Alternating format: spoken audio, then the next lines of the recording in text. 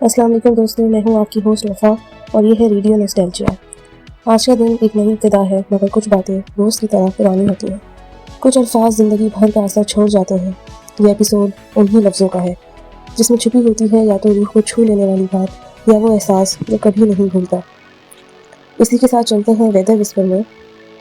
آج کراچی کا موسم دوستوں، سچ کہوں تو گرمی اپنی پوری شدت کے ساتھ حاضر ہو گئی ہے۔ آندھی چلے یا نہ چلے لیکن بجلی کا آنا جانا لگاتار ہے۔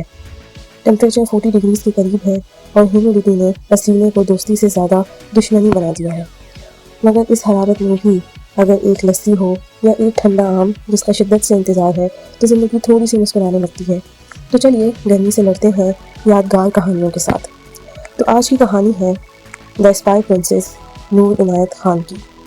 ایک وقت تھا جب لندن کی ٹھنڈی گلیوں میں ایک نرم لیکن جذباتی آواز سنائی دیتی تھی، اور وہ آواز کسی عام شخص کی نہیں تھی۔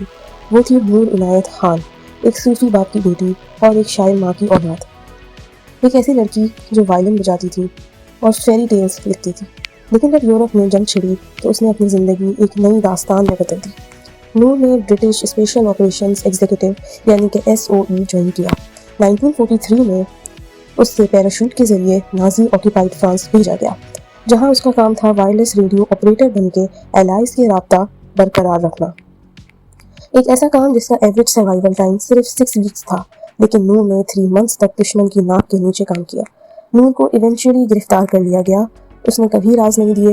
Even under torture she said nothing. ان کا آخری لفظ تھا لبرٹی یعنی کہ آزادی۔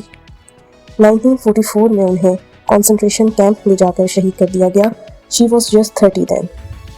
آج بھی ان کی یاد میں لندن کے گولڈن اسکوائر میں ایک اسٹیچو ہے۔ فرانس نے انہیں ایوارڈز دیے اور برٹن نے جارج کراس سے نوازا، لیکن ہماری یادوں میں وہ ایک اسپائی پرنسس تھی جس نے خاموشی میں سب کچھ قربان کر دیا۔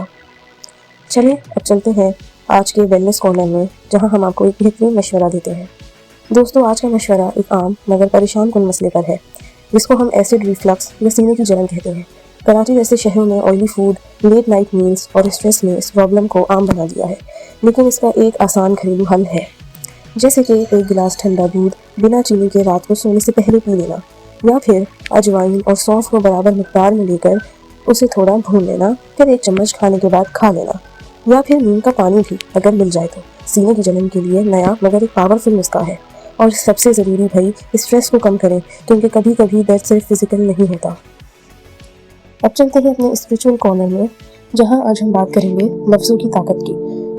کبھی سوچا ہے کہ ہم روز اپنی زبان سے کتنے الفاظ نکالتے ہیں؟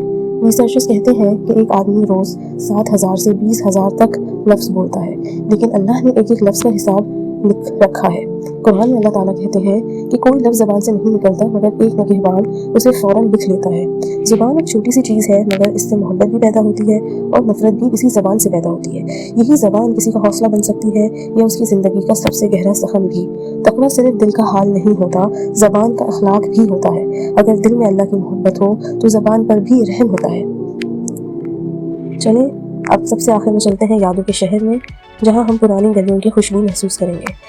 آج کے سیگمنٹ میں چلیے واپس چلتے ہیں ان دنوں میں جب دھوپ میں نیبو پانی بکتا تھا اور اس کا گلاس صرف 2 روپے کا ہوتا تھا، جب ہر محلے میں ایک منا ہوتا تھا جس کا کام تھا کرکٹ کا بیٹ اور بال مینج کرنا، جب ٹی وی پہ صرف ایک چینل ہوتا تھا اور اس چینل کی شام 6 بجے کی کارٹونز ہوتی تھیں، اینک والا جن اور الف لیلا۔